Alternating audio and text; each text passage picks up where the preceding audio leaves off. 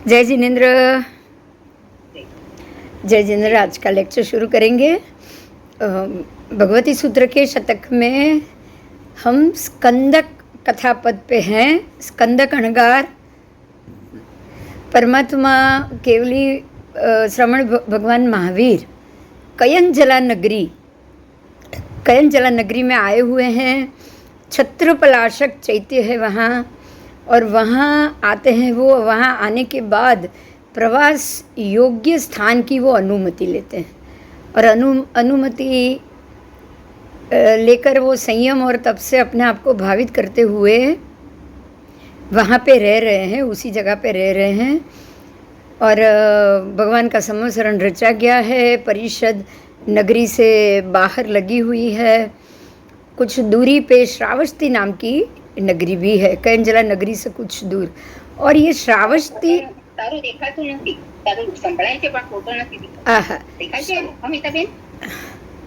एक आदमी जो हमें दिखा से श्रावस्ती कयंजला नगरी से थोड़े ही दूर श्रावस्ती नगरी है।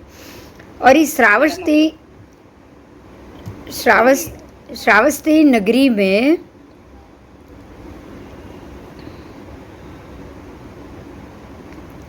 गर्द भाल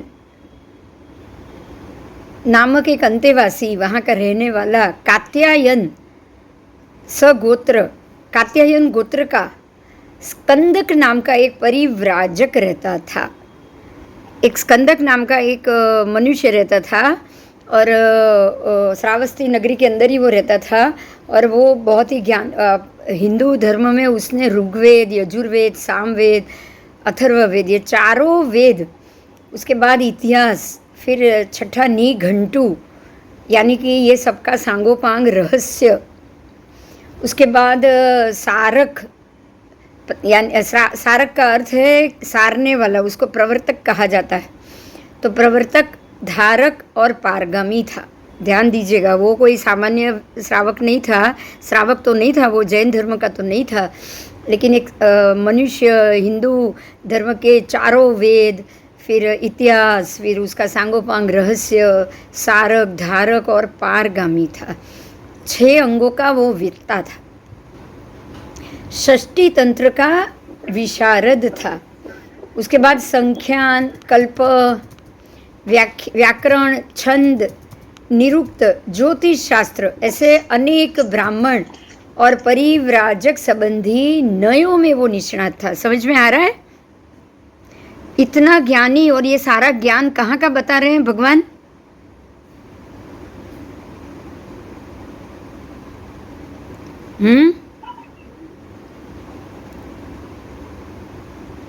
ब्राह्मण और परिव्राजक संबंधी, बराबर समझ में आ रहा है?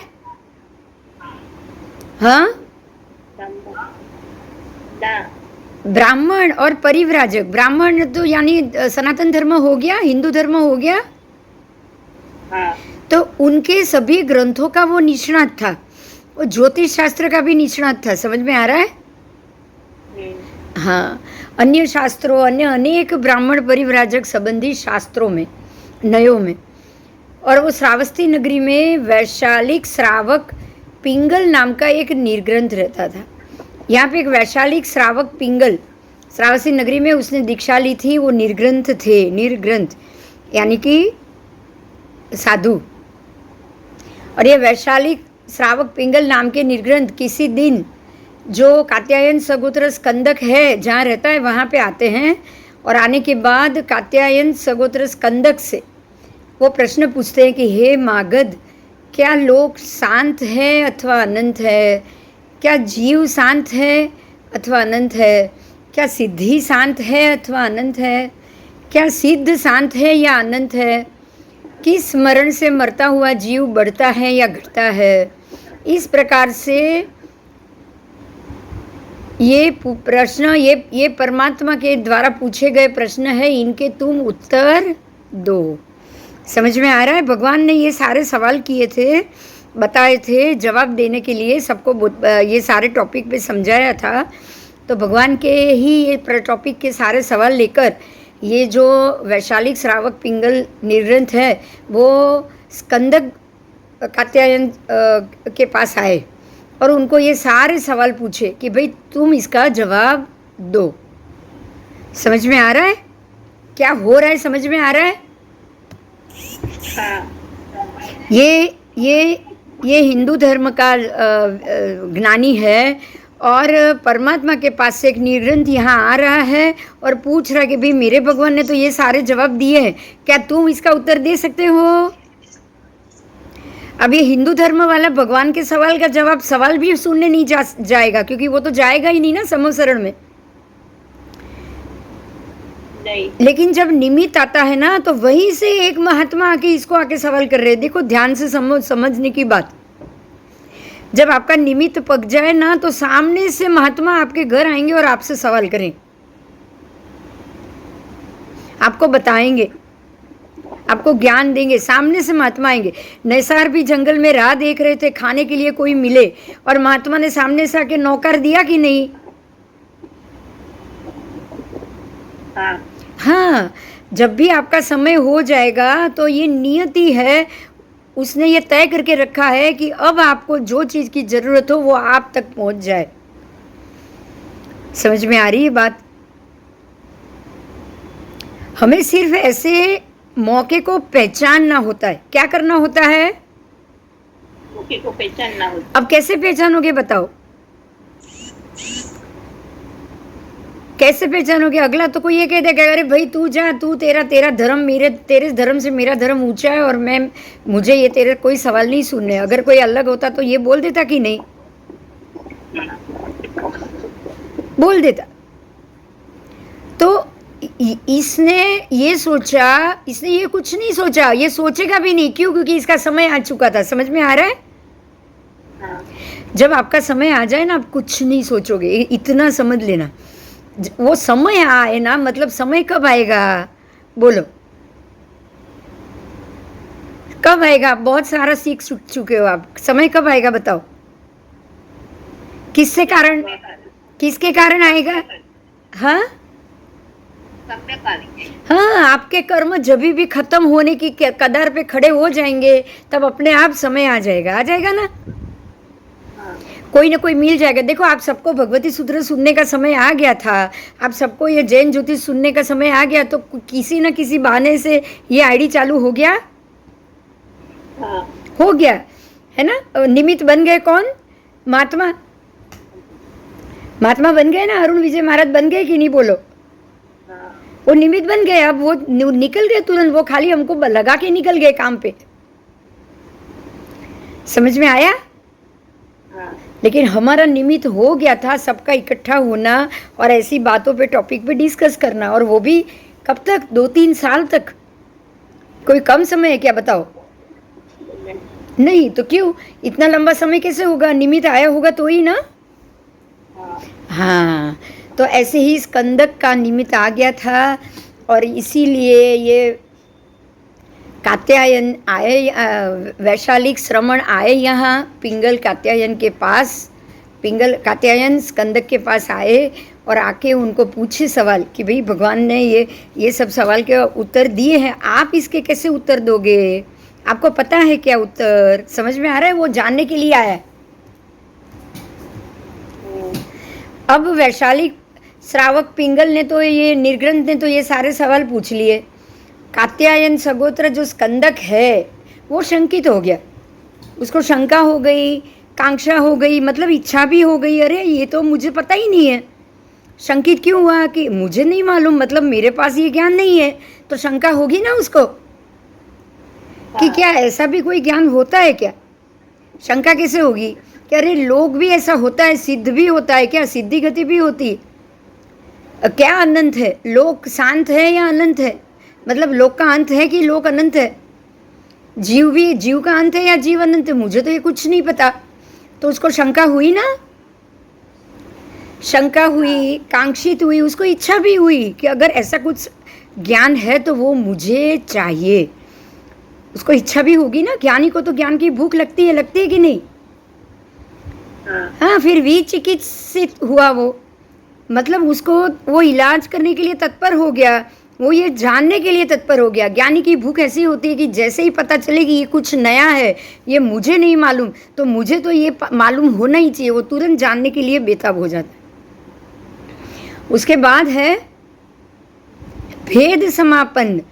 भेद समापन का ये अर्थ हो गया कि अब उसको ये मालूम पड़ा कि कुछ बातें ऐसी है जो मेरे ब्राह्मण धर्म के अंदर इसके जवाब नहीं है ना। नहीं तो होता तो मैंने पढ़ लिया होता। सोचा ना उसने ऐसा, ऐसा सोचा और कलुष समापन्न हो जाता है। कलुष भी, क्लेश भी हो गया कि अरे ऐसा कैसा मैं पंडित, मुझे यही नहीं मालूम, मुझे इसके तो 5 में से एक भी जवाब नहीं पता। तो खुद पे गुस्सा आएगा ना, किसी को भी बोलो। आप ज्ञानी हो, आप पाठ पे बैठे हो, किसी ने आकर सवाल कर दिया, आपको नहीं पता, वो जवाब मांग रहा है, तो आपको गुस्सा आएगा कि नहीं आएगा? आएगा। तो वो अपने आप पे कलुषित हो गए और कलुषित होकर जब वैशालिक श्रावक निर्ग्रंथ को कुछ भी उत्तर देने में वो अपने आप को समर्थ नहीं पा रहे हैं, तब वो मौन हो गए। जब आप किसी को जवाब ना दे पाओ तो क्या करो? कुछ भी तो नहीं बोल सकते ना। नहीं। अब वैशालिक श्रावक समझ गया इनको नहीं मालूम है। उसने बार बार पूछा, फिर से पूछा। निर्ग्रंथ है ये, साधु है ये भी, उसको कोई टाल नहीं सकता है और गलत जवाब भी वो नहीं दे सकता। फिर से पूछा, क्या लोग शांत है या अनंत है? जीव शांत है या अनंत है? सिद्धि शांत है या अनंत है ना? सिद्ध शांत है या अनंत है? और किस मरण से मरता हुआ जीव बढ़ता है या घटता है? इतने मेरे द्वारा पूछे हुए प्रश्नों का तुम उत्तर दो। तुम्हें उत्तर देना ही पड़ेगा, जवाब दो, मुझे जवाब दो। उसने दूसरी बार पूछा, उसने तीसरी बार ये प्रश्न पूछा। वो समझ गया कि उसको नहीं पता है और ये सोच में पड़ गया, ये चुप हो गया, इसलिए इसने बार बार पूछा, है ना। अगर वो सामने वाला गुस्सा करता तो ये छोड़ के चला जाता। बराबर। आपको भी है ना ये चीज देखनी है। एक बार सवाल करो और देखो सामने वाला क्या रिएक्ट करता है। अगर सामने वाला लगता है कि उसको सीखने की इसकी तैयारी है, उसको सवाल अगर उसके मन में सवाल उठ रहे हैं तो उसको बार बार पूछो। अगर लगे कि सामने वाला गुस्सा कर रहा है तो तुरंत वहां से निकल जाओ। आप ये चीज नोट कर सकते हो ना? हाँ, ये हम नोट कर सकते हो और हमको करना भी चाहिए। ठीक है। तो ये भी चुप हो गए हैं, कोई जवाब नहीं दे रहे हैं, कुछ जवाब नहीं दे रहे हैं। अब श्रावस्ती नगरी की बात है। उसके श्रृंगाटक तीरा यानी कि 3 रास्ता, चौराहा यानी कि 4 रास्ता, चौहटों और 4 द्वार वाले स्थानों, राजमार्गों और मार्गों पर चलने वाले जनसम्मत, जन व्यूह, बहुत सारे लोग, जन बोल, जन कलकल, जन उर्मी, जन उत्कलिका, जन सन्निपात, बहुजन परस्पर अंदर अंदर अंदर अंदर ये बोलते हैं, ये भाषण करते हैं, आख्यान करते हैं, प्रज्ञापन करते हैं, प्ररूपण करते हैं। वो ये बताते हैं कि हे, एक दूसरे को बताते हैं, जैसे मैं आपको बता रही हूँ, हे देवानुप्रिय, धर्म तीर्थ के आदि कर्ता से लेकर सिद्ध गति नाम के स्थान को प्राप्त करने की इच्छा वाले ऐसे श्रमण भगवान महावीर क्रम अनुसार विचरण करते हुए ग्राम में परिचर्या करते हुए, परिव्रजन करते हुए यहाँ आए हैं, यहाँ संप्राप्त हुए हैं, यानी कि यहाँ रुके हैं, यहाँ समवश्रुत हुए हैं, यानी कि यहाँ उनका समवसरण लगा हुआ है, वो समवसरण में बैठे हैं। और कयंजला नगरी के बाहर छत्रपलाशक चैत्य में प्रवास योग्य स्थान की अनुमति लेकर संयम और तप से अपने आप को वो भावित करते हुए रह रहे हैं। ऐसे कोई आप एक को मालूम पड़ेगा तो वो 100 को बताएगा कि नहीं? हाँ। तो ऐसे सबको पता चल रहा है। और ऊपर से कोई ये भी कह रहा है कि ऐसे अरहत भगवान के नाम गोत्र का श्रवण भी फलदायक होता है। अगर हम इनके नाम ले ले तो भी फलदायी है, महान फलदायी। उनके गोत्र का भी श्रवण कर ले तो भी महान फलदायी है। तो फिर उनको अभिगमन करना चाहिए, उनके तरफ अभिगमन यानी उनकी तरफ गमन करना चाहिए, उनको वंदन करना चाहिए, उनको नमस्कार करना चाहिए, उनको प्रतिपृच्छा यानी कि उनकी जो गोचरी पानी हो या उनके स्वास्थ्य के प्रति पृच्छा हो, सुख साता हो, ये पूछना चाहिए और परिउपासना भी करना चाहिए। ठीक है, तो आपको जाना चाहिए। तो सब लोग जा रहे हैं, सब लोग जाके उनसे पूछ रहे हैं। उनका धार्मिक प्रवचन का श्रवण तो महान फलदायी होता है। ठीक है, तो विपुल अर्थ ग्रहण का तो क्या कहना, वो बहुत अच्छे से समझाते हैं। इसलिए हे देवानुप्रिय, चलो हम चलते हैं। इस प्रकार से लोग जा रहे हैं, भगवान को जाकर वंदन कर रहे हैं, प्रसन्नचित हो रहे हैं और जाके कह रहे हैं कि हमारे परभव और इस भव के लिए हित, शुभ, श्रम, निश्रेयस और अनुगामिका गामिकता के लिए ये सब अच्छे के लिए ही है, ये हमारे अच्छे के लिए होगा, ऐसा सोच के वो अपने अनेक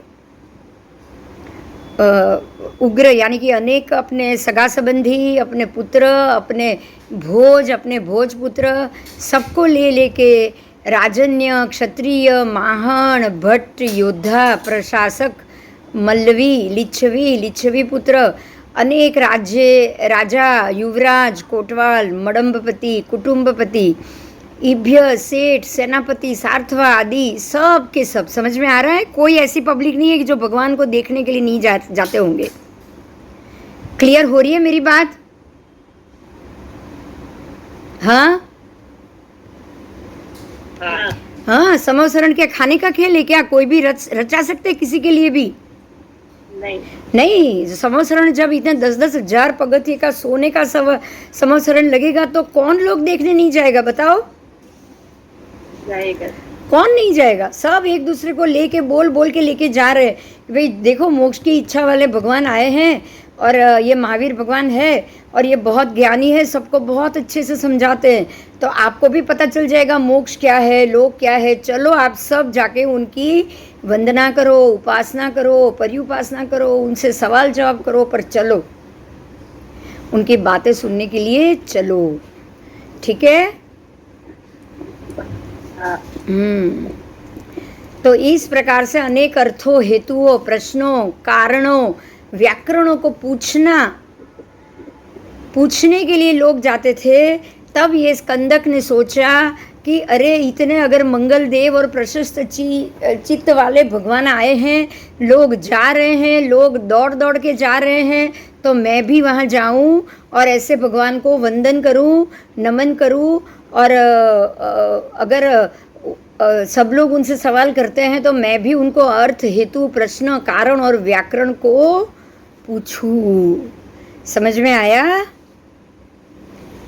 देखो निमित्त ने कैसा खड़ा किया, कैसा निमित्त खड़ा हुआ। देखो, एक तो पहले साधु वहाँ जाते हैं और जैन धर्म का तार्किक जो मत है वो बताते हैं, और उनको तो पता ही नहीं, क्योंकि परमात्मा अब हुए, केवली अब हुए, और ये जैन धर्म में ब्राह्मण लोग कभी जाएंगे नहीं, तो उनको तो मालूम ही नहीं है। लेकिन सामने से घर पे जाके कोई आके बोल जाए, बोलो इसको क्या बोलोगे आप? हाँ,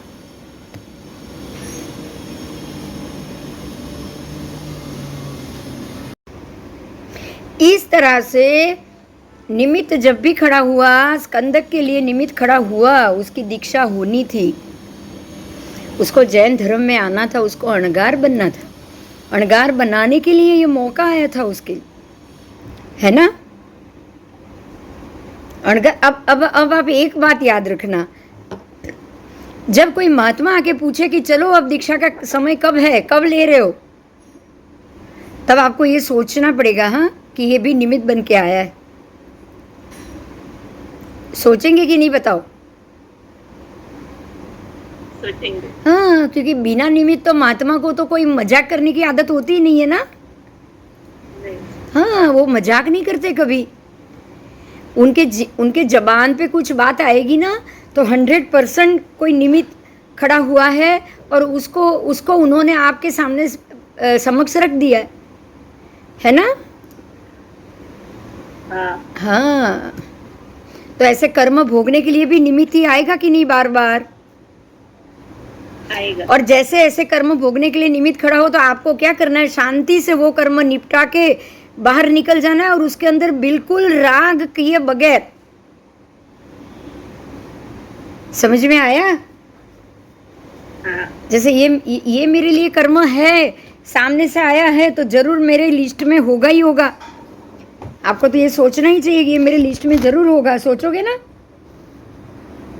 हाँ, तो अब इसको शांति से छुटकारा करो, खत्म करो और शांति से छुटका करके बाहर निकल जाओ। उसके अंदर ना राग होना चाहिए ना द्वेष होना चाहिए, तो ही आपका कर्म खत्म होगा। निमित्त को आपको समझना पड़ेगा, है ना। हम कोई चरम भई तो है नहीं कि हमारे लिए कोई ऐसा निमित्त आए, पर संसार से कर्म घटाने का निमित्त तो बार बार आएगा ना। हाँ, बार बार आएगा।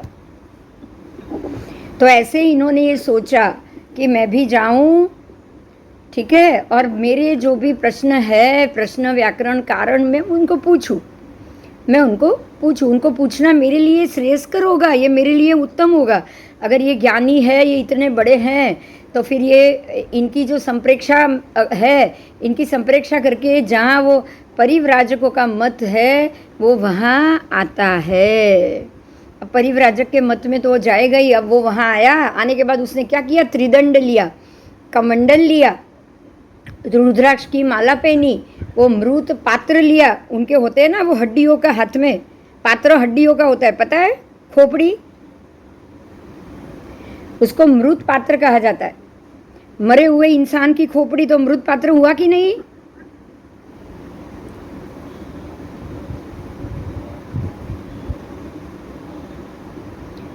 उसके बाद आसन, केसरिया, केसरी रंग का जो वस्त्र आता है वो, टिकड़ी, टिकठी, अंकुश, छल, अंकुश लिया, छलनी लिया। अंकुश यानी कि एक भाला जैसा होता है,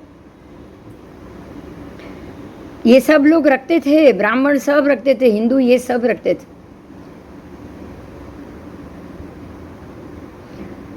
कलाई पर पहने जाने वाला रुद्राक्ष का आभरण वो लोग हाथ में ऐसे लटकाते हैं, रुद्राक्ष का। फिर छत्र लिया, पाद त्राण लिया, जो पावड़ी पहनते हैं वो, गेरुआ वस्त्र पहना और वो श्रावस्ती नगरी के मध्य से निकले। देखो, वो भी भगवान से मिलने जा रहे हैं, लेकिन अपने जो एरिया है, अपना जो मत है परिव्राजक, उसका जो वेश है वो संपूर्ण वेशभूषा पहन के जा रहे हैं। बराबर?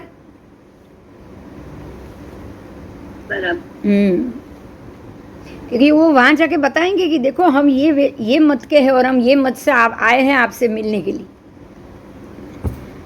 गौतम स्वामी भी ऐसे ही आए होंगे ना, इंद्रभूति। हाँ। और फिर वो वहाँ श्रावस्ती नगरी के मध्य से निकले, कयंजला नगरी में आए, छत्रपलाशक चैत्य में आए और वहाँ जाने का उसने संकल्प किया। भगवान के पास वो आए, ठीक है। अभी ये आ रहे हैं, आने से पहले ही ध्यान दीजिएगा, भगवान तो केवली है, भगवान केवली है। उन्होंने गौतम स्वामी को कह दिया कि हे गौतम, तुम अपने पूर्व मित्र को देखोगे। बोलो, केवली उनको मालूम पड़ गया स्कंदक आ रहा है, तो वो गौतम का मित्र ही था, इंद्रभूति का ही। इंद्रभूति पहले ब्राह्मण थे ने, तो उन्होंने गौतम से कहा कि आप अभी तुम अपने पूर्व मित्र को देखोगे। गौतम स्वामी पूछ रहे किसको देखूंगा, क्योंकि सामने तो कोई अभी आया नहीं। तब भगवान ने कह दिया स्कंदक को। तो गौतम स्वामी के मुख से बहुत सारे सवाल निकले गए कि अरे कब देखूंगा, किस तरह देखूंगा, कितने समय के बाद देखूंगा, आप मुझे तुरंत बताओ। और धीरे धीरे कुछ समय के बाद भगवान ने सारी बातें बता दी कि भाई ये स्कंदक नाम का ये जो तुम्हारा जो मित्र है, वो तुम्हारा जो मित्र है वो अभी इस समय में श्रावस्ती नगरी में रह रहा है, कात्यायन गोत्र का है, वो स्कंदक नाम है उसका, गर्दभाल का वो शिष्य है। ये सारी बातें बताई। और मैं जहाँ बैठा हूँ वहाँ पे वो उसने आने का संकल्प अभी लिया है और वो यहाँ निकट आ गया है, थोड़े ही दूर पे है और वो मार्ग में चल ही रहा है, ठीक है। तुम आज ही उसको देखोगे। देखो भगवान ने कैसे लाइव डेमो करके बता दिया है ना, केवल ज्ञान के कारण बताया ना।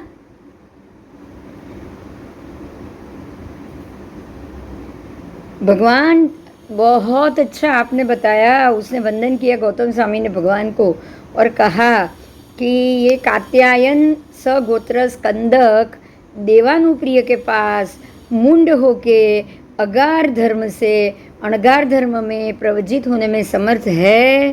देखो यह अगार धर्म किसको बोला गया?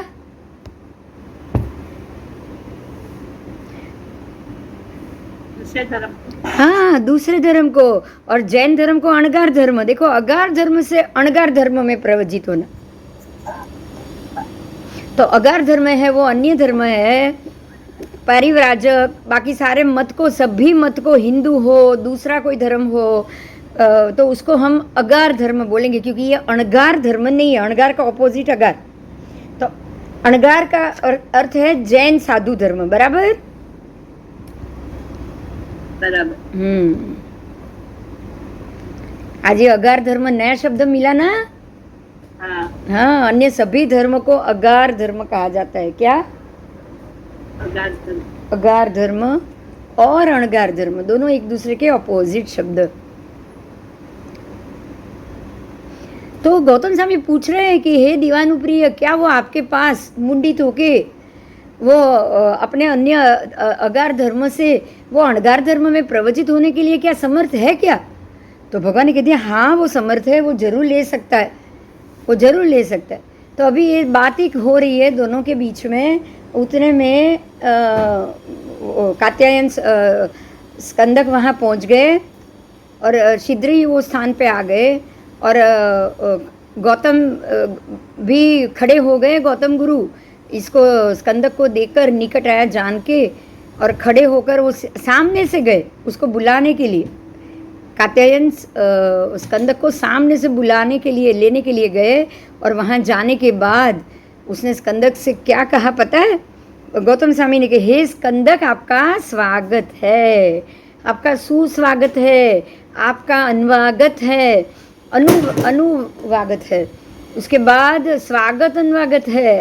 स्कंदक श्रावस्ती नगरी के वैशालिक श्रावक निर्ग्रंथ पिंगल ने तुमसे ये प्रश्न पूछा कि मागध क्या लोग शांत है अथवा अनंत है, और ये सारे प्रश्न आपको उन्होंने पूछे और आप उसके उत्तर जानने के लिए भगवान के पास आए हो। क्या ये बात सही है? देखो यहाँ क्या हो रहा है। एक आपको मैं ना ये बात फिर से यहाँ 1 मिनट अटक रही हूँ, ध्यान से सुनिएगा, ये बहुत महत्व की बात। परमात्मा ने गौतम स्वामी भी जब समूह शरण में प्रवेश कर रहे थे तब भगवान ने सामने से पूछा था। बराबर? क्योंकि केवली भगवान सामने वाली व्यक्ति के मन की बात को जान जाते हैं। राइट? तो भगवान ने गौतम स्वामी को सामने से पूछा कि भाई आओ आओ गौतम, इंद्रपुति गौतम। और तब गौतम स्वामी को लगा अरे ये मेरा नाम कैसे जानते हैं। फिर उसने सोचा कि अरे मैं तो बहुत फेमस हूँ, मेरा नाम तो सब बच्चे बच्चे जानते हैं, तो इसको तो पता ही होगा, वो कौन सी बड़ी बात। फिर तुरंत भगवान ने पूछा कि ये तुम्हारी मन में ये शंका है और तुम ये जानने के लिए यहाँ आए हो। अब गौतम स्वामी को सरप्राइज हो गया, अचंभा हो गया कि जो बात मैंने किसी को नहीं बताई ये इनको कैसे मालूम। समझ में आ रहा है? जब सामने से आपके मन की बात भगवान बता दे या केवली बता दे तो आपको उन पे चौक्कस 100% भरोसा आ जाएगा। बोलो आएगा कि नहीं? आएगा। तो यहाँ पे ये दूसरा प्रसंग ऐसा हुआ, गौतम स्वामी भी तुरंत भगवान के पास आ गए, भगवान की बात में आ गए। भगवान पे उनको विश्वास हो गया कि जो व्यक्ति मेरे मन की शंका जो मैंने आज तक मेरे भाइयों तक को नहीं बताई, मैंने किसी को नहीं बताई, और ये व्यक्ति मेरा मन पढ़ रहा है, मतलब ये मेरे से ज़्यादा ज्ञानी है। समझ में आया? यहाँ भी वही हुआ। भगवान गौतम स्वामी को तो केवल ज्ञान नहीं था, लेकिन भगवान को तो था ना। भगवान तो केवली थे। भगवान ने जो वो निर्ग्रंथ और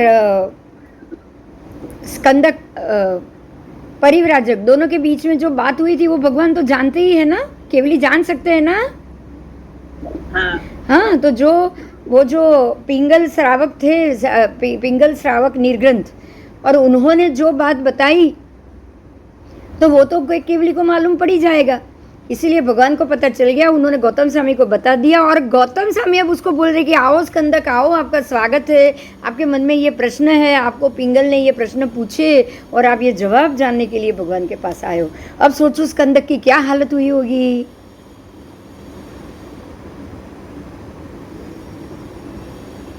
बोलो। वो तो बिल्कुल सरप्राइज हो गया होगा ना। हाँ अरे इनको कैसे पता, अभी अभी वो मुझे सवाल करके गया और मैं वहां से निकल के यहाँ आया, तुरंत आ गया, तो इनको कैसे मालूम पड़ गया। और इनको मेरा नाम तक मालूम है ना। हाँ तो सरप्राइज हो गए और उन्होंने भगवान गौतम से ये कहा ऐसा कि गौतम, वो ऐसा तथारूप ज्ञानी और तपस्वी कौन है जिसने मेरा रहस्यपूर्ण अर्थ तुमको बता दिया, है ना, जिससे ये तुम जानते हो, तुम ये सब जानते हो, लेकिन तुमको ये किसने बताया। ऐसा कौन ज्ञानी है जो जिसने तुमको मेरे अंदर हुई बात, मेरे घर में हुई बात सब तेरे को मालूम पड़ गया। ऐसा कौन ज्ञानी है जिसने ये सारी बात तुमको बताई। प्रश्न होगा ना किसी को भी। हाँ तब गौतम स्वामी ने कहा कि भाई ये ऐसा तथारूप ज्ञानी और ऐसा तपस्वी जो मेरे धर्माचार्य है, मेरे धर्मोपदेशक है, धर्म के उपदेशक है, श्रमण भगवान महावीर, यही मेरे धर्माचार्य। और ये उनको जो ज्ञान दर्शन उत्पन्न हुआ है, और वो दर्शन उत्पन्न हुए ऐसे ज्ञान केवल दर्शन के धारक है, वो अरियंत हो चुके हैं, वो जीन हो चुके, केवली हो चुके, अतीत वर्तमान भविष्य के वो विज्ञाता हो गए, विशेष ज्ञानी हो चुके, ये सर्वज्ञ हो चुके हैं, सर्वदर्शी हो चुके, उनको सब कुछ दिखाई देता है, उनको सब कुछ पता होता है। ठीक है, उन्होंने मुझे सिर्फ तुम्हारा ये प्रश्न और उसका अर्थ ही नहीं बताया है, ठीक है, लेकिन उन्होंने मुझे तेरे मन में क्या क्या प्रश्न है वो सब भी बता दिया, इसीलिए मैं ये सब जान रहा हूँ। तो ये बताने वाला कौन? मेरे भगवान, मेरे धर्मोपदेश, मेरे धर्माचार्य। बराबर। हाँ, अब वो स्कंदक है, वो भगवान गौतम से कह रहे हैं कि चलो हम आपके धर्माचार्य, धर्मोपदेश, श्रमण भगवान महावीर को वंदन नमस्कार करें, क्योंकि गौतम स्वामी सामने लेने गए थे ना, इसलिए अभी वो भगवान के पास नहीं है। बराबर। हाँ, गौतम स्वामी सामने से उसको लेने चले गए थे। तो अब वो दोनों भगवान के पास आए हैं, भगवान का सत्कार सम्मान किया, कल्याणकारी मंगल देव और प्रसन्न चित्त वाले ऐसे परमात्मा की उन्होंने पर्युपासना की, उपासना की। ठीक है, तो ऐसा बोले वो कि स्कंदक के चलो चलो गौतम, आप मुझे आपके वो भगवान के पास ले जाओ। और तुरंत ही गौतम स्वामी ने कह दिया कि हे देवानुप्रिय, तुमको जैसे सुख हो वैसा करो, कोई प्रतिबंध मत करो। देखो ये शब्द वापस आए, समझ में आया? हाँ जो मन में सुख दे वो काम करो, आपको जिसमें राहत लगे, आप जिसमें आपको खुशी मिले, जो काम करने से आपको लगे कि ये मेरे कर्म घट रहे हैं और मैं प्रफुल्लित होता जा रहा हूँ, तो आप वो करो। आप उस अपने आप को कोई प्रतिबंध ना दो। अब देखो यहाँ मैं एक ही बात आपको समझाऊंगी, प्रतिबंध मत दो। मन में जो सुख लगे वो करो, प्रतिबंध मत दो। ये दो चीज़ फिर से बोल रही हूँ इसीलिए कि हम कोई भी बाधा ले लेते कि नहीं, बताओ? हाँ क्या यहाँ आपको कोई प्रतिबंध या बाधा में आना चाहिए? नहीं। आपको अच्छा लग रहा है वो करो, वो करके खत्म करो। लेकिन आपने पहले से ही मना कर दिया, पहले से ही जलेबी की बाधा जीवन भर के लिए ले ली। अब कुछ समय के बाद जब भी सामने जलेबी आ रही है, आपका मन तरबतर होता है, आप सोचते हैं कि अब ये ले ली, अब क्या करें, लेकिन मन में इच्छा हो जाती है, होती है कि नहीं? हाँ वो चीज़ सामने आती है तो होगी कि नहीं होगी?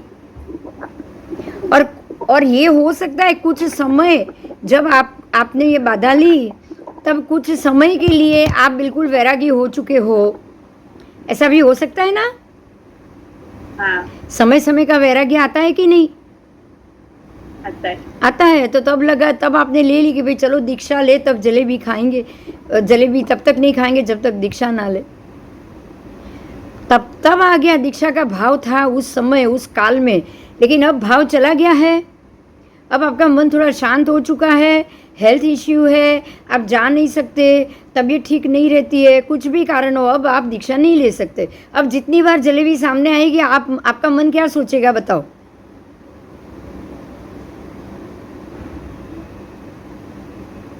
मैंने बाधा की। मैंने क्यों बाधा ली, आप क्या सोचोगे? बराबर। क्यों? क्योंकि अब तो मैं दीक्षा ले ही नहीं सकता। अब और बाधा मैंने ली, बाधा में तोड़ नहीं सकता। कुछ समय हो उसका उदय ना हो, कुछ समय के बाद तो वो खाने का उदय भी आ सकता है कि नहीं आ सकता है? क्या किसी भी चीज का उदय ना मेरे हाथ में होता है क्या? नहीं। नहीं होता है ना। तो अब वो बंधन आपको क्या कराएगा? मैं करता। रात दिन जलेबी की इच्छा कराएगा कि नहीं? हाँ, वो तो कराएगा, साथ में मैं करता। हाँ, तो अपने आप हो गया ना। आकांक्षा मोहनी लग गया कि नहीं? हाँ, कांक्षा मोहनी अपने आप लग गया। तो कांक्षा मोहनी लगने से तो मोहनी के 24-25 कर्म लग जाते हैं, बराबर। बराबर। राग भी आ जाता है, अरे मुझे जलेबी इतनी प्रिय है और अब मैं दीक्षा नहीं ले सकता, अब तो जिंदगी में कभी खा नहीं पाऊंगा। तो राग आ गया उसके ऊपर। हाँ, और राग के कारण द्वेष भी हो गया कि अरे मैंने कहाँ ये गलती कर ली।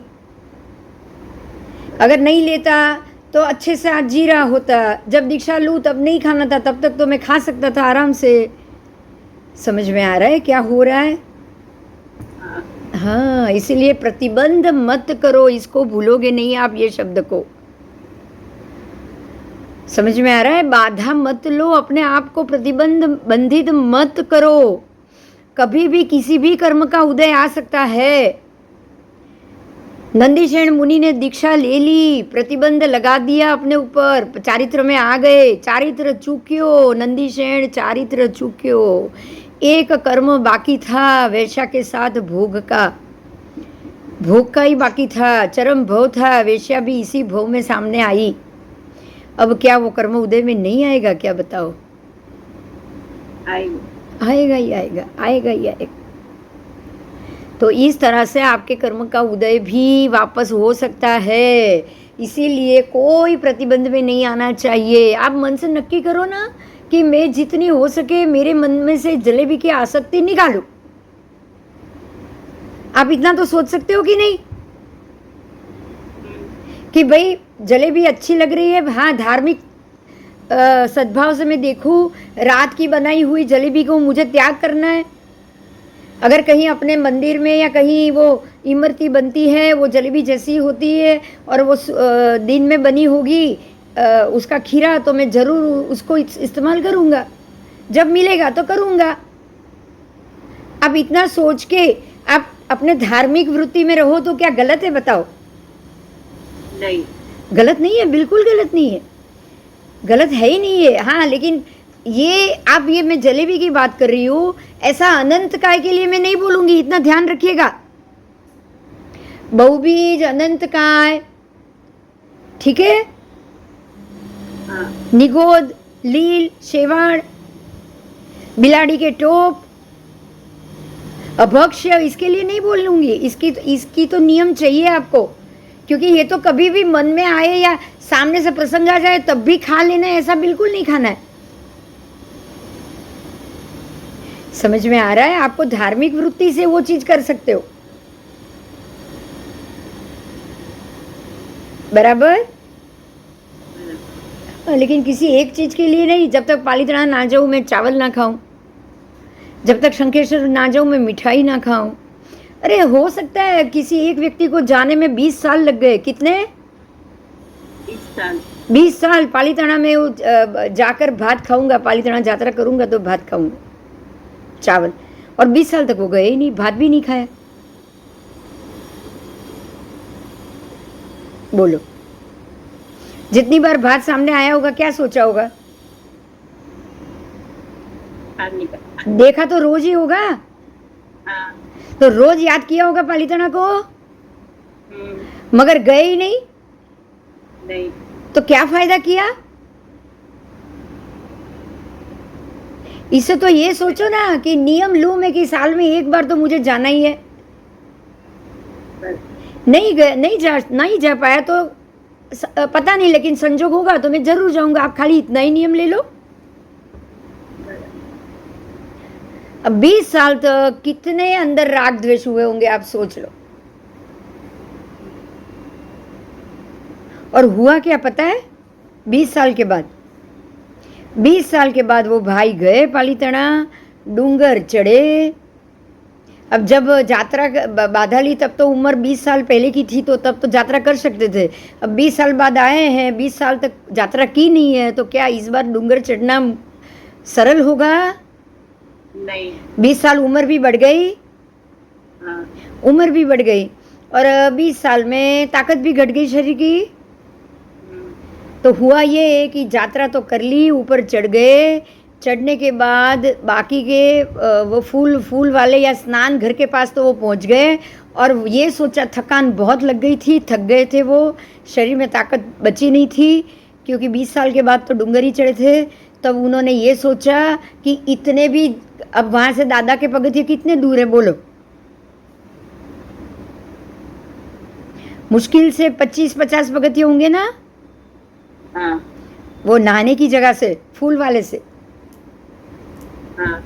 सीधा दादा का ही मंदिर शुरू हो जाता है। मुश्किल से 25 पगथिये होंगे। उन्होंने ये सोचा कि मैं ये 2 बार क्यों चढ़ूं, तो उन्होंने ये सोचा कि मैं पहले नहा लूं, उसके बाद सीधे पूजा के कपड़े में चला जाऊंगा। देखो, ध्यान दो आप।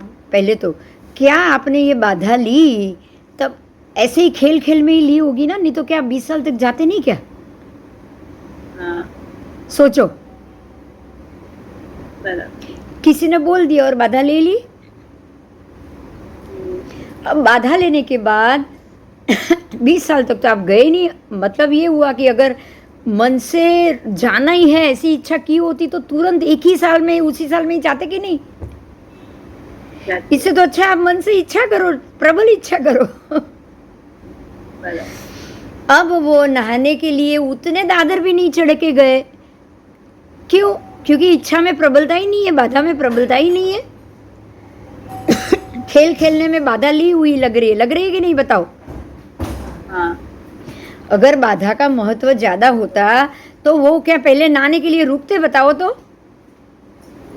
नहीं, आधा घंटा और क्यों बिगड़, सबसे पहले भगवान का चेहरा देखते कि नहीं जाके? हाँ। लेकिन ऐसा नहीं हुआ।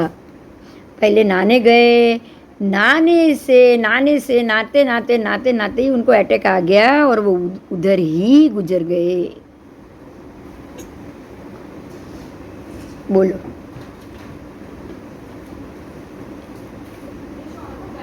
बीस साल के बाद ही दादा का चेहरा देखने को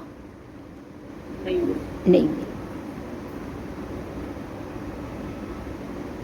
और कहाँ तक आके?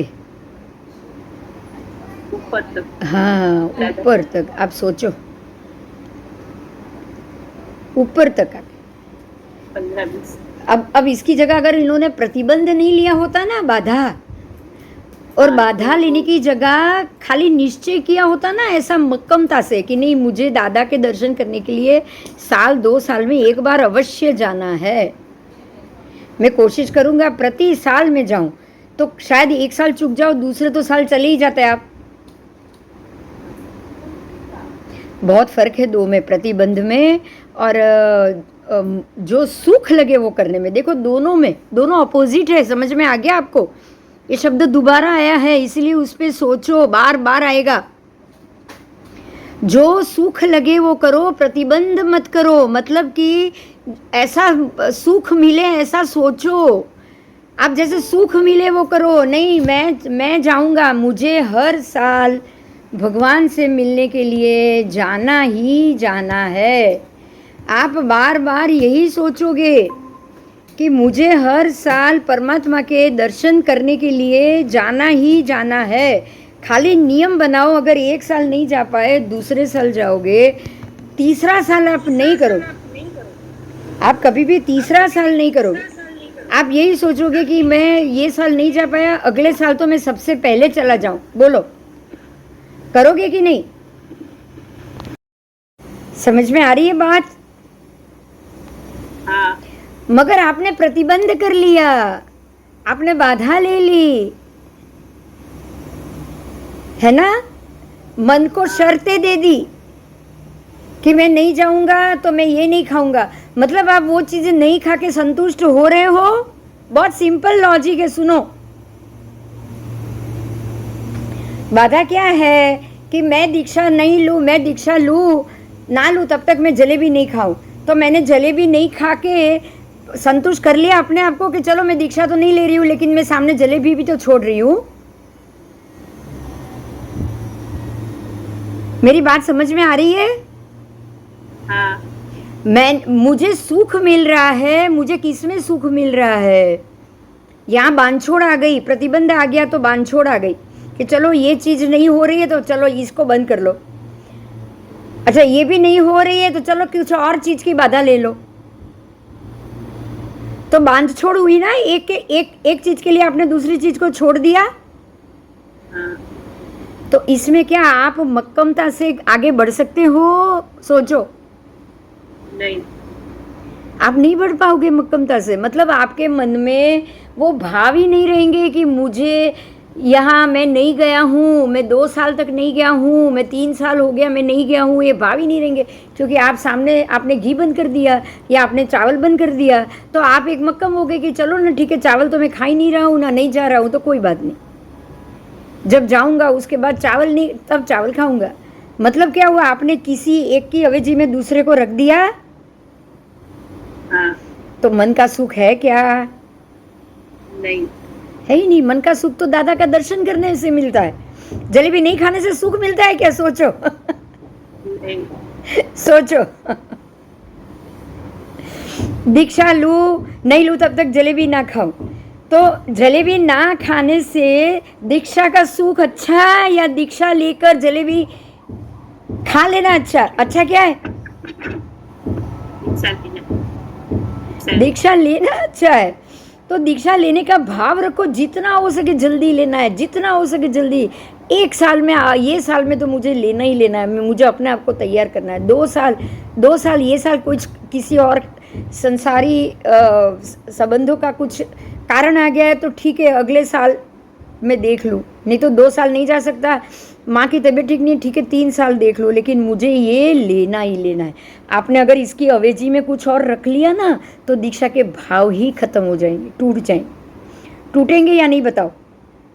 हाँ। क्योंकि आप उसकी अवेजी को संभाल रहे हो। आपने अवेजी वाला नियम पकड़ लिया है और उसको निभा रहे हो तो दीक्षा नहीं हो रही है चलेगा, जलेबी बंद है ना, बस। समझ में आ गई मेरी बात?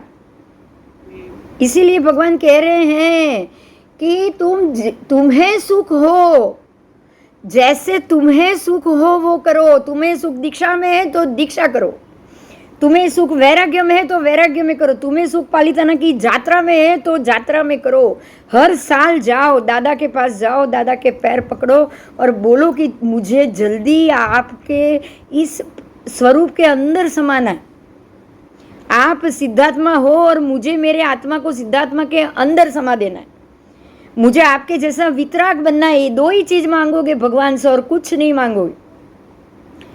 ध्यान रखिएगा। देखिए वो गाथा याद करो, वो सगरम वाली, यह संतुओ महायस भक्ति भर निभरण हिण ता देव दिज बोई भवे भवे तुम जिणचंद। जब तक मुझे सम्यक दर्शन ना आए, बोधि का मतलब सम्यक ज्ञान, हाँ या ना? हाँ। मुझे जब तक सम्यक ज्ञान ना आए तब तक मुझे तुम्हारे पैर मिले। भगवान के पैर कब तक चाहिए? सम्यक दर्शन मिले तब तक ही। उसके बाद क्या है? उसके बाद का स्टेप क्या है? भगवान के चरण से आगे बढ़ना है। क्या है बोलो? सम्यक दर्शन ना मिले तब तक मैं अन्य धर्म में ना भटक जाऊं। बात समझ में आ रही है? हाँ। इसलिए मुझे जैन धर्म मिले, भगवान तुम मिलो, तुम्हारे चरण मिले, बस। मैं परमात्मा के चरण मिले मतलब मैं हर बार जैन ही बनूं, जब भी जन्म लूँ मैं जैन बनूँ, मुझे जब तक सम्यक ज्ञान ना आए तब तक, बोधि ज्ञान ना आए तब तक। बराबर बराबर। और सम्यक ज्ञान आने के बाद क्या करना है आपको? तब भी यही बोलना है कि मुझे हर जन्म में आपके चरण मिले, आप यही बोलोगे? नहीं। सम्यक ज्ञान आने के बाद भी हर जन्म चाहिए? नहीं। तो क्या चाहिए अब? मोक्ष। बस, तो अब हर जन्म में ये संतो माया से गाथा भूलनी पड़ेगी। ता देव दिज्य बोई भवे भवे तुम जीण चंद, भूलनी पड़ेगी? नहीं। भूल जानी पड़ेगी। अब क्या बोलना पड़ेगा? मोक्ष मिले। मुझे वितरागता चाहिए, आपके जैसा बनना है। सम्यक ज्ञान आने के बाद तो वितराग धर्म ही चाहिए, ना राग ना द्वेष। बिल्कुल भगवान મને તારા જેવું થવું છે. શું માંગશો બોલો? ભગવાન મને તારા જેવું મને તારી અંદર આવવું છે, મને તારી અંદર સમાઈ જવું છે ને સિદ્ધ ગતિમાં શું છે ધ્યાનથી સાંભળો. જેમ એક વરસાદનું ટીપું દરિયામાં પડે ને તો પાણીની અંદર સમાઈ જાય. બરાબર બરાબર. વરસાદ જ્યારે પડે છે ત્યારે એક છૂટું પાણીનું ટીપું જ, એ મીઠું પાણી છે, પાછું પાણી બી મીઠું જ. પણ જેવું એ દરિયામાં પડ્યું એવું દરિયાના ખારા પાણી સાથે ખારા પાણી જેવું સમાઈ ગયું, પોતે ખારું બની ગયું. હા, તો એવી જ રીતે સિદ્ધ ગતિમાં શું છે ખબર છે? ખાલી દીવાની જ્યોતની જેમ પ્રકાશ જ પ્રકાશ છે. બસ બધા જ આત્માઓ ભેગા છે, એક દીવાની એક જ્યોત છે. એક સળગતી મશાલ દૂરથી દેખાય ને તમને? દેખાય કે નહીં? 108 દીવાને પેટાવો છો, દૂરથી જુઓ, બધી બધી બધી વાટ એક સાથે એક ભડકો દેખાશે કે નહીં? એવી રીતે એક જ પ્રકાશમાં બધા સિદ્ધાર્થમાં એકમેકની અંદર બેઠા છે. તો હવે તમારે શું થવાનું છે? મારે મારા આત્માને સિદ્ધ ભગવંતના આત્માઓની અંદર સમાવી દેવો છે. શું માંગશો હવે?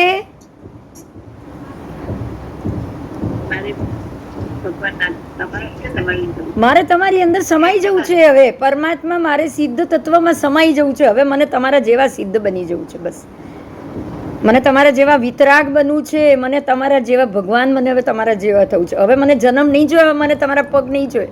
હવે મને દરેક જન્મમાં તું જ મળે એ વાત નહીં જોઈએ. સમજાયું? મને હવે તું કાયમ માટે જોઈએ છે. શું માંગશો બોલો? કાયમ માટે જોઈએ. હવે મને તારી અંદર જ સમાઈ જવું છે. હવે મને તારાથી દૂર રહેવું જ નથી. તમે જન્મ વારે ઘડીએ માંગશો, ભગવાન તો વારે ઘડીએ જન્મવાના નથી. ભગવાન તો સિદ્ધ ગતિમાંથી બહાર આવવાના જ નથી. તો હવે તમારાથી જન્મ મંગાશે? હવે બોધિ જ્ઞાન આવી ગયું.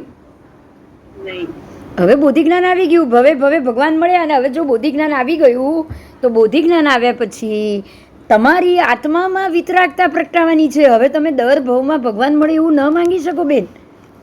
એ તો બાળ મંદિર હતું. સમજાય છે?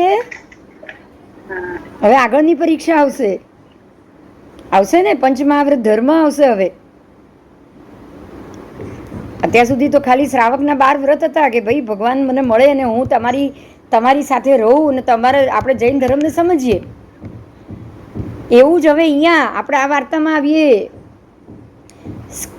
સ્કંદકને જ્યારે ગૌતમ સ્વામી કાત્યાયન સ્કંદકને જ્યારે કહે છે બધું કે ભાઈ તને આ સવાલ થયા છે ને તું અહીંયા આવ્યો છે એટલે એને નવાઈ લાગે છે.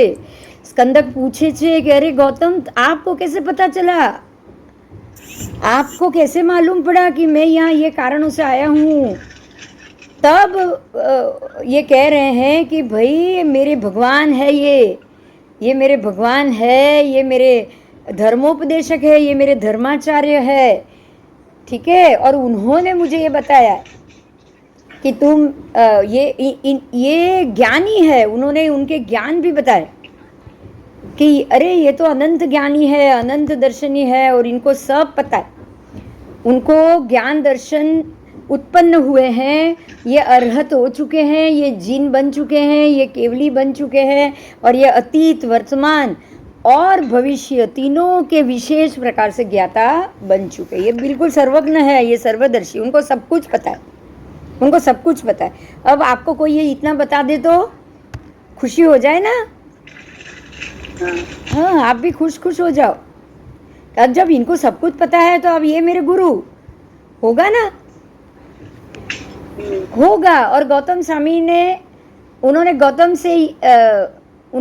से ये कहा कि चलो चलो हम भी तुम्हारे धर्माचार्य तुम्हारे भगवान के वंदन और परिउपासना करें।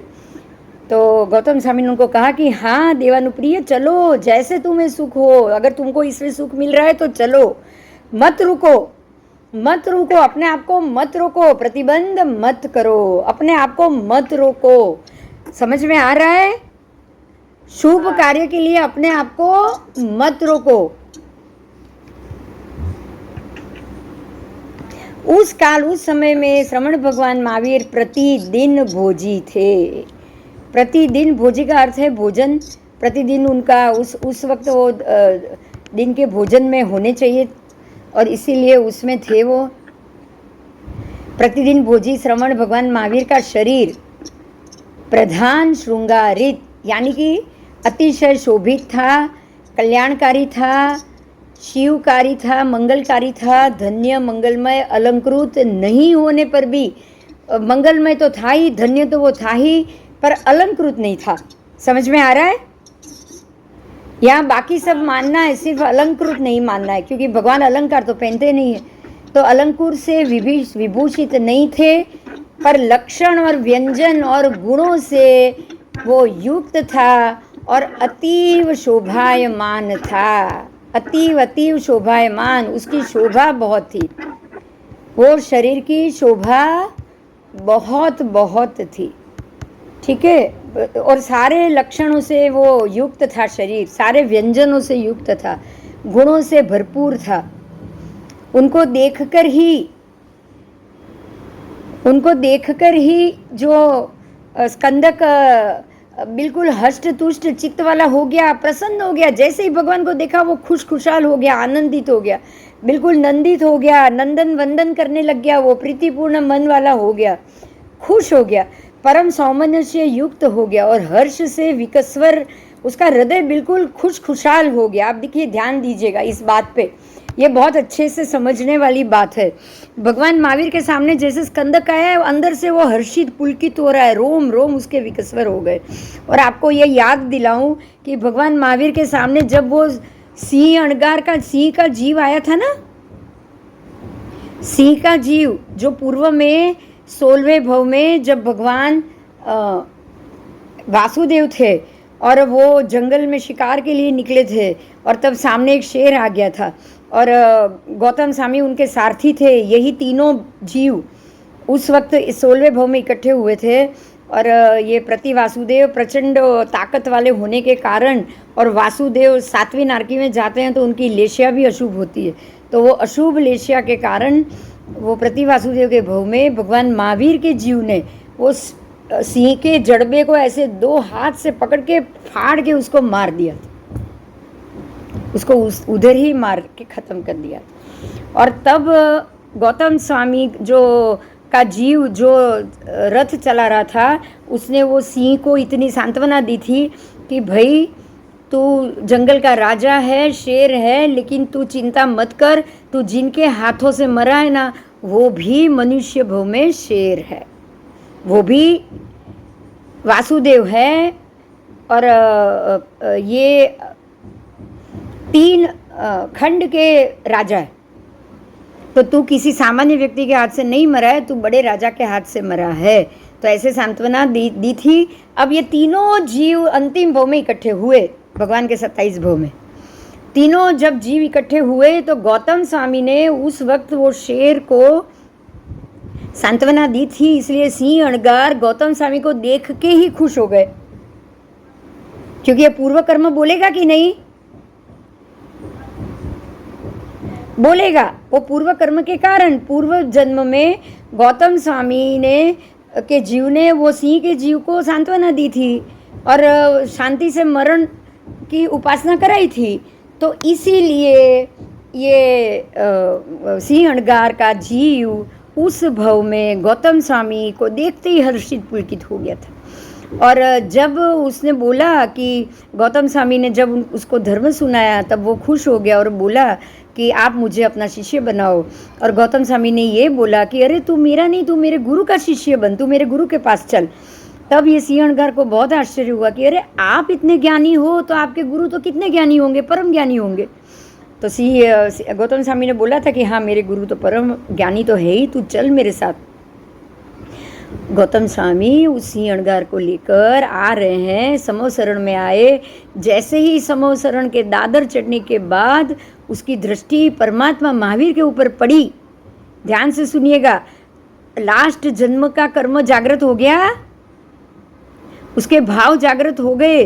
गौतम स्वामी को देख के वो सिंह का जीव खुश हो गया था, लेकिन भगवान महावीर को देख के ये सिंह का जीव है उसको याद आ गया कि ये व्यक्ति अंदर जो बैठा है जीव ने, ये जीव एक दूसरे को सोचते। देखो सिंहणगार ज्ञानी नहीं है, लेकिन कर्म निमित्त खड़ा हो जाता है। एक कर्म दूसरे कर्म को पहचान लेता है, व्यक्ति को पहचान लेता है। मेरी बात समझ में आ रही है?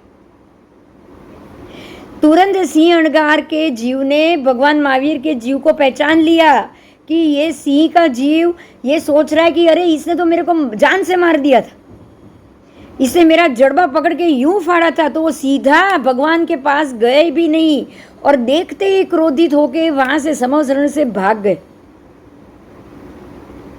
तुरंत भाग गए।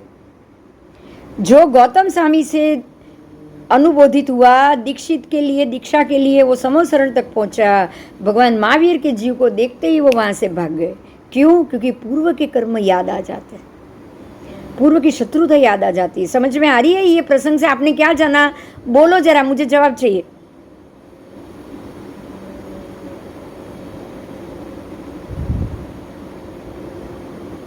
તમારે જેની સાથે તેની હોય એ તમારે કરવું જ પડે, જેને તમે સામે આ मतलब ये है कि आप बात नहीं कर रहे हो, आपकी बुद्धि बात नहीं कर रही है, आपका कर्म वो कर्म से बातचीत कर रहा है।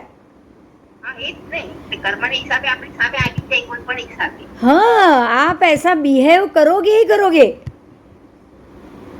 जो जिस प्रकार से कर्म बांधा होगा आपका वर्तन बिल्कुल वैसा होगा कि नहीं? हो जाएगा ना?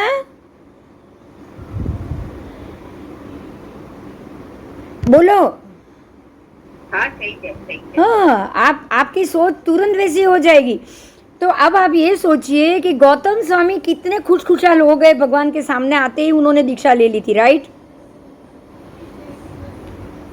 क्योंकि उनके संबंध अच्छे थे, मित्रता के थे। और ये सिंहणगार का जीव भगवान के सामने आते ही भाग गया।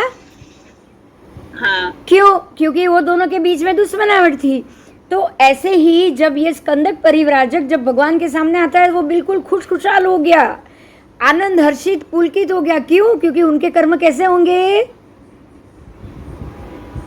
उसके सेम मित्रता के होंगे। सीधी बात है ना? हाँ दुश्मनी के होते तो भाग जाते कि नहीं? वो भी हाँ वो भी भाग जाते। तो अब आपको ये ध्यान रखना है कि अगर कोई अब देखो इससे क्या सीखोगे? हमको इससे अपने सामने आने वाले व्यक्तियों की स्थिति को पकड़ना है, जज करना है। करोगे कि नहीं बताओ? क्या अगर आपके सामने ऐसे कोई व्यक्ति आए और वो कुछ समय तक आपको कोई प्रोत्साहन ना दे, आपका काम ना होने दे, आपका काम बिगाड़े, आपके लिए कुछ भी बोलते जाए, तो आप क्या समझोगे? दुश्मन. ये हमारे पिछले जन्म में हम दोनों के बीच में कोई ना कोई शत्रुता का कर्म हुआ है, आप सोचोगे? हाँ और वो शत्रुता का कर्म होने के कारण वो व्यक्ति इस प्रकार से मेरे साथ व्यवहार कर रहा है। मैंने पहले भी बोला था, पता है कि आपका किया हुआ आप तक पहुंचेगा ही पहुंचेगा, पहुंचेगा ही पहुंचेगा। मेरा किया हुआ अंदर पड़ा है सत्ता में, ध्यान रखिए, कोई भी चीज़ छूटेगी नहीं। कर्म से कुछ नहीं छूटता है। मेरा किया हुआ है तो मेरे तक उसको आना ही आना है। कुछ भी हो जाए, तो अगर मेरे से कोई व्यक्ति गुस्सा कर रही है या बुरा व्यवहार कर रही है तो मतलब ये कि मेरे ऐसे कर्म पड़े ही है, मैंने कुछ ना कुछ इसका बिगाड़ा हुआ है। अब वो सिंह अगर भाग गया भगवान को देख के कौन भागेगा? पर उसने उसने उसका बिगाड़ा था ना, भगवान के जीव ने जान से मार दिया था उसको। वो कैसे खड़ा रहेगा? वो कर्म अगर उसको कर्म एक दूसरे के सामने सत्ता में आ जाए, तो उदय में आ जाए, तो कैसे वो खड़ा रहेगा? खड़ा रहेगा क्या बताओ? नहीं, खड़ा रहेगा? नहीं रहेगा। वो भाग गया उधर से। अब आप ये सोचो कि अगर सम्यकदर्शी होता तो क्या करता? रुकता। उसको अच्छा नहीं लगता, फिर भी रुकता ना। हाँ, श्रेणिक राजा ने क्या किया था? कोणी रोज मार खा रहे थे लेकिन फिर भी चुप थे ना, सहन कर रहे थे ना। चुपचाप सहन कर रहे थे। एक दिन वो लोहे का दंड लेके कुणिक आ रहा है तो उन्होंने खुद ही जहर पी लिया कि अरे ये तो मुझे आज मार डालेगा। रोज तो खाली वो हंटर लेके आता था, आज वो लोहे का भाला लेके आ रहा है। तो समझ गए ना कि आज वो भाले से मेरे को मार डालेगा, मारने के लिए आ रहा है, तो बेकार में इसके ऊपर मैं क्यों पाप चढ़ाऊं? खुद ही उन्होंने जहर पी लिया। ये सम्यक दृष्टि थे इसलिए ना। बराबर। तो अगर आपके सामने ऐसे संजोग आए तो आप बराबर श्रेणिक राजा की तरह, सम्यक दर्शी की तरह ही बिहेव करोगे। समझ में आ रहा है? जैसे सोचोगे ना वैसे बनोगे। हम जैसे सोचेंगे वैसा हमारा व्यवहार भी होगा, बोलना भी होगा। जैसा मन होगा वैसा हमारा बोलना होगा कि नहीं? और जैसा मन होगा वैसा ही व्यवहार भी होगा, काया से भी वैसा ही काम होगा। होगा। तो अब आपको ये सोचना है कि कोई व्यक्ति सामने आके आपसे लड़ रहा है, आपका बुरा काम कर रहा है, आपका काम बिगाड़ रहा है, तो इतना समझो कि ये पूर्व जन्म के कर्म ही सामने आए हैं।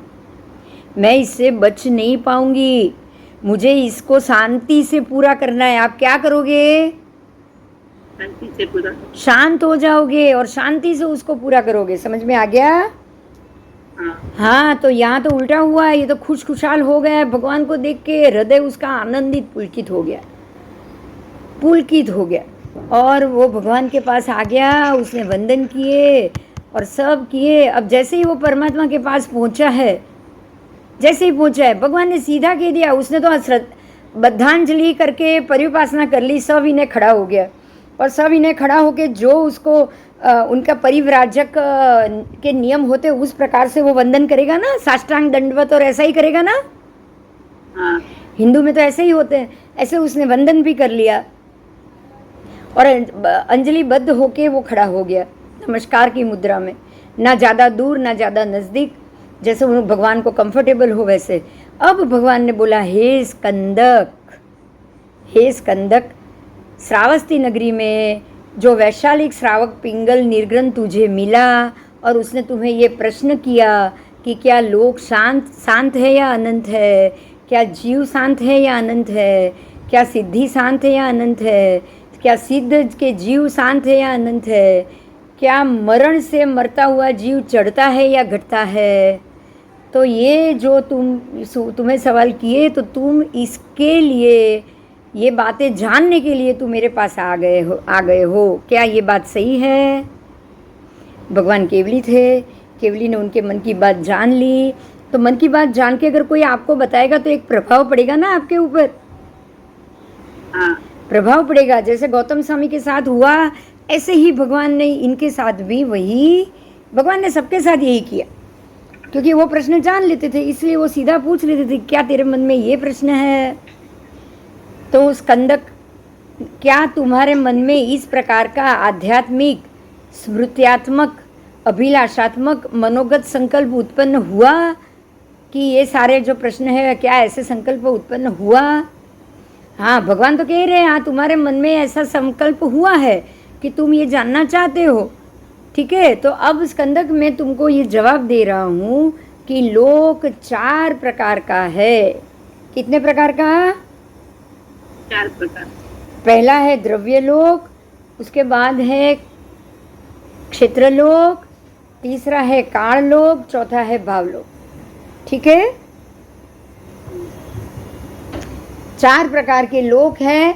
द्रव्य से लोक एक ही है और शांत है, स अंत सहित है। द्रव्य से तो लोक एक ही है, हमारे ऐसे लोक जितना कोई 2 लोक नहीं है, 14 राजलोक एक ही है। आपके लिए भी ये बहुत जरूरी है, आप जानना ये। अगर कोई बोले ना कि ऐसे 14 राजलोक तो दूसरी जगह भी बहुत सारे होंगे, तो मना कर देना ना। क्या कहोगे? एक ही है। एक ही है, भगवान ने कहा ये एक ही है। ये शंका में मत रहना कि यहाँ के इतने सारे सूर्य चंद्र है और ये एक लोक है और ये अलोक के बीच में लोक है। ऐसे तो अनंत अलोक होंगे और अनंत लोक होंगे। कभी भी ये गलत प्ररूपणा मत कर लेना, बराबर दिमाग में बिठा लेना आज याद से, बराबर। अलोक भी एक ही है और लोक भी एक ही है। उसके प्रकार 4, उसके प्रकार 4 प्रकार मतलब उसकी जो हम बोलेंगे ना साइन, या उसके जो हम बोलते हैं ना कि भाई अगर मैं मनुष्य हूँ तो मेरी 4 प्रकार की साइन मेरे अंदर होनी चाहिए। एक तो मैं 5 इंद्रिय वाला होना चाहिए, एक मेरे ये हाथ पैर नाक कान अंग उपांग होने चाहिए। तो ये नियम होते हैं ना उसके कि अगर मनुष्य है तो ये सब होना चाहिए। हाँ, ऐसे ही लोक के भी नियम है। अगर लोक है तो वो 4 प्रकार से होना चाहिए द्रव्य से, यानी कि द्रव्य का अर्थ होता है पदार्थ, वस्तु। अब जैसे मैं बोलूँगी कि भाई ये द्रव्य से ये पाउच है, तो ये पाउच होना चाहिए कि नहीं? सामने द्रव्य से दिखना चाहिए ना। तो ऐसे ही अलोक है तो अलोक द्रव्य से भी दिखना चाहिए। और पूरे एक अलोक के मध्य में एक ही लोक है तो वो भी द्रव्य से ऐसे खड़ा दिखना चाहिए। क्लियर? तो लोक है, उसके 4 प्रकार है। द्रव्य से लोक एक है, क्षेत्र से भी एक ही है ना? आओ, क्षेत्र से वो कितना है? लोक तो एक ही है, मगर कितना है? तो असंख्य कोटा कोटि योजन लंबा चौड़ा, असंख्य कोटा कोटि। 14 राज जितना है, तो एक राज का ही मतलब असंख्य है। तो 14 का तो 14 बार असंख्य, असंख्य तो बहुत असंख्य हो गया, बराबर। हाँ, तो असंख्य योजन कोटा कोटि लंबा चौड़ा, असंख्य को असंख्य, असंख्य 1 करोड़ असंख्य को 1 करोड़ असंख्य से मल्टीपल करो, उतना योजन लंबा चौड़ा, बराबर। लेकिन फिर भी उसका अंत है। अंत कैसे? तो लोकांत, लोकांत ऐसा नहीं, लोकांत मतलब लोक आज है कल खत्म हो जाएगा, ऐसा मत सोचना। लोकांत आप ये भी सोच सकते हो कि नहीं? ये नहीं सोचना है कि लोक आज है कल अंत, उसका अंत हो जाएगा ना। लोक का कभी भी अंत नहीं होने वाला, ये शाश्वत है, हमेशा रहेगा। पर अंत कैसे? जैसे कि मान लो कि ये 14 राजलोक है, तो ये एंड हो गया यहाँ पे, ये लोकांत, ये भी लोकांत, यहाँ भी लोकांत, यहाँ भी लोकांत, इधर भी लोकांत, इधर भी लोकांत। ऐसे 10 दिशाओं में लोकांत आएगा, आएगा, आएगा। तो इस प्रकार से लोक है। क्षेत्र से वो, द्रव्य से वो एक है, क्षेत्र से कैसा है? असंख्य असंख्य कोड़ा कोड़ी परिधि वाला, योजन वाला, बराबर। अब काल से और अंत सहित है, चारों तरफ से 10 दिशाओं से लोकांत है। लोकांत बताया गया है, मतलब उसका अंत है, इसलिए वो शांत है। अब आओ आगे, काल से लोक, काल से ये शाश्वत है, पहले भी था, आज भी है, कल भी रहेगा। मतलब ये कभी खत्म नहीं होगा। ऐसा मत सोचना कभी भी कि ये प्रलय आएगा, ये सारी सृष्टि खत्म हो जाएगी, लोक खत्म हो जाएगा, ये खत्म हो जाएगा, ऐसा कुछ नहीं होने वाला। ठीक है? पहले भी था, आज भी है, कल भी रहेगा। इस प्रकार से लोक को ध्रुव, नियत, शाश्वत, अक्षय, अव्यय, अव्यय यानी कभी भी वो खत्म ना हो, अवस्थित, स्थिर, एक ही जगह पे अवस्थित, नित्य, हमेशा रहने वाला, और उसका अंत नहीं है, इसलिए वो अनंत है, अनंत काल तक रहने वाला है। काल के मामले में वो अनंत है। बराबर।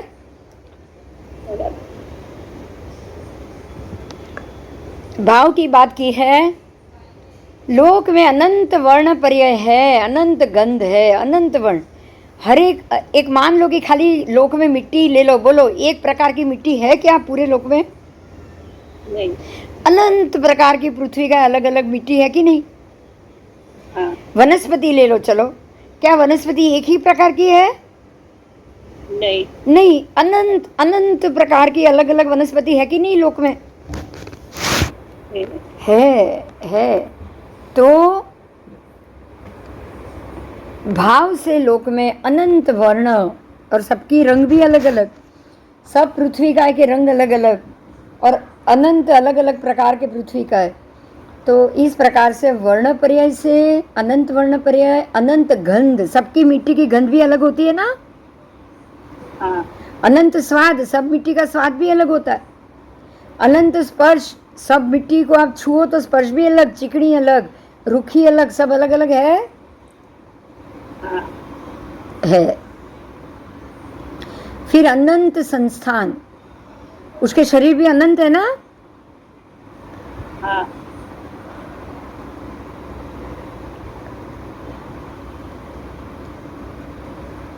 अब अनंत गुरु लघु पर्याय देखो, इनका अनंत गुरु लघु पर्याय भी है। गुरु लघु पर्याय का मतलब क्या हुआ? उनका शरीर हुआ ना? हाँ। हाँ, और अनंत अगुरु लघु पर्याय भी है। अगुरु लघु पर्याय किस अपेक्षा से? उनकी आत्मा अगुरु लघु है कि नहीं? हाँ। है? हाँ। उनका आत्मद्रव्य तो अगुरु लघु ही रहेगा ना? उसका अंत नहीं है, इसलिए वो काल से अनंत है। आओ आगे।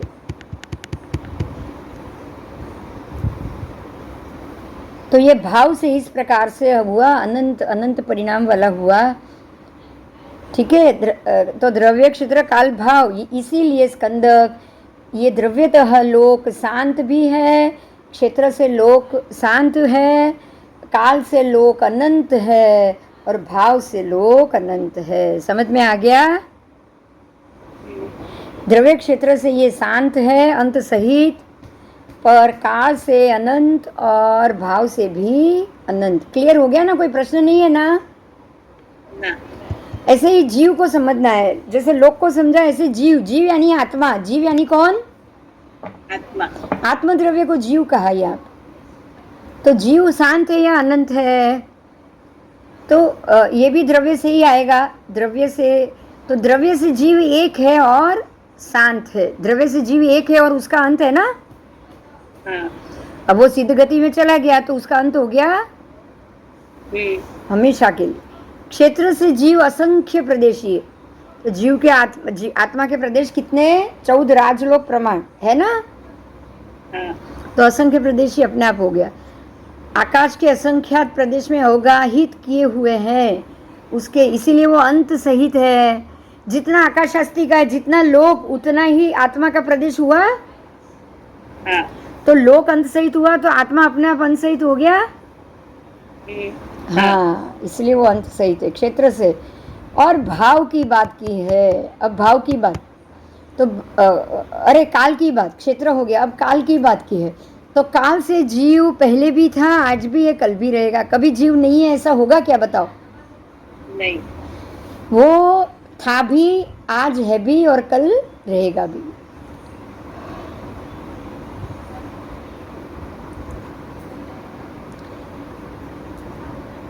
जिसका मोक्ष नहीं होना है या होने वाला भी नहीं है, वो तो संसार में ही भटकने वाला है ना? तो उसकी अपेक्षा से वो, हाँ, उसकी अपेक्षा से वो तीनों काल में मौजूद है ना?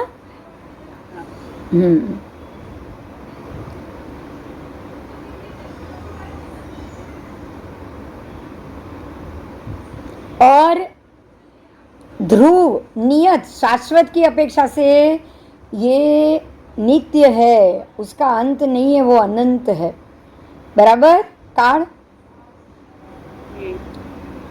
अब सिद्ध भगवंत अनंत काल के लिए सिद्ध गति में चले गए ना, हाँ, तो काल की अपेक्षा से जीव अनंत भी हुआ ना।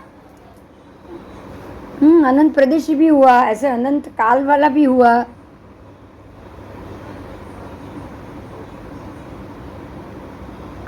आगे जाऊं मैं, समझ में आ रहा है सबको? हाँ, हाँ, आगे।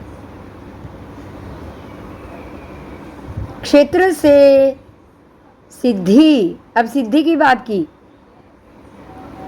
तो सिद्धि क्या? सिद्धि शांत है क्या? सिद्धि अनंत है?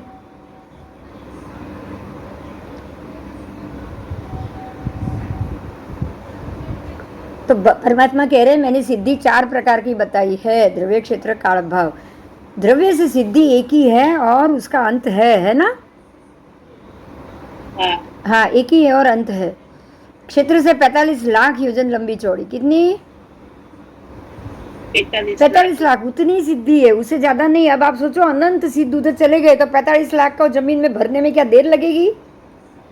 नहीं, अनंत काल से जा ही रहे। मतलब क्या है कि ज्योत में ज्योत समा रही है, उनको जगह तो चाहिए ही नहीं ना? नहीं, जगह तो चाहिए ही नहीं। कितनी भी हाँ, हमको भी, हमारे आत्मा को भी परमात्मा से समाना है तो जगह चाहिए क्या? नहीं, सीधे वो ज्योत में हम समा जाएंगे तो भगवान तो मना ही नहीं करेंगे इसके लिए। नहीं, वो तो कहेंगे आओ भाई, ऐसा तो है ही नहीं कि जगह नहीं है बाद में आना, ऐसा तो है नहीं। तो सिद्धि 45 लाख लंबी चौड़ी, उसकी परिधि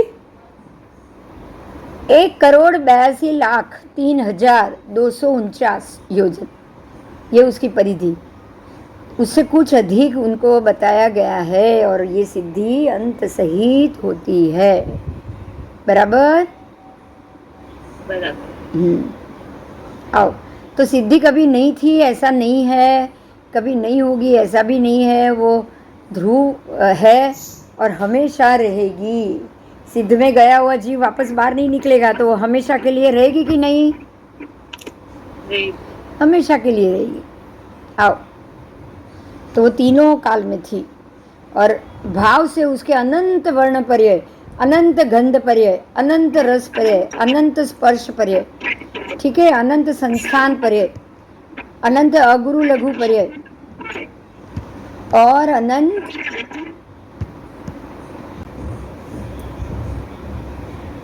अनंत अगुरु लघु पर्याय। और वो शांत नहीं है, वो अनंत है, ठीक है। भाव से ऐसा हो कि कोई भाव सिद्ध बने ही नहीं तो वो पॉसिबल नहीं है ना? प्रत्येक काल में सिद्ध गति में जीव जाते ही रहते हैं, जाते रहते कि नहीं?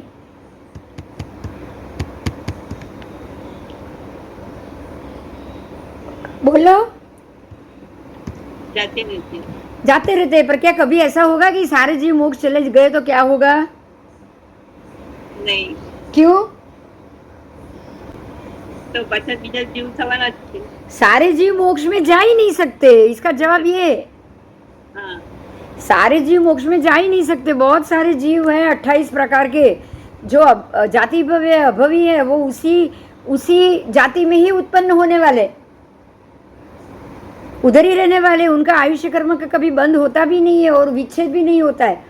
सातों कर्म वो नित्य बांधते ही रहते, तो कहाँ से वो मोक्ष जाएंगे? बराबर? और निगोद से बहुत सारे जीव बार बार निकलते ही रहेंगे, ठीक है। आओ, इसीलिए द्रव्य से सिद्ध गति शांत है। द्रव्य से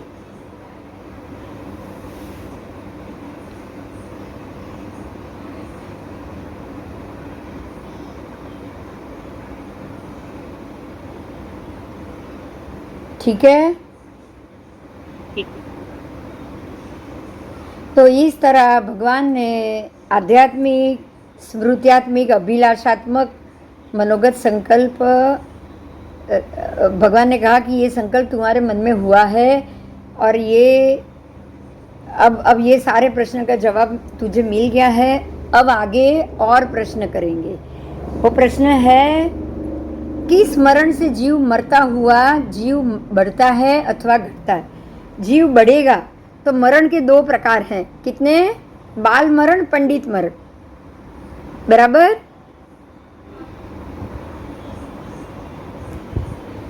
तो बाल मरण में मरने वाला जीव, बिना संयम मरने वाला जीव, बिना संयम,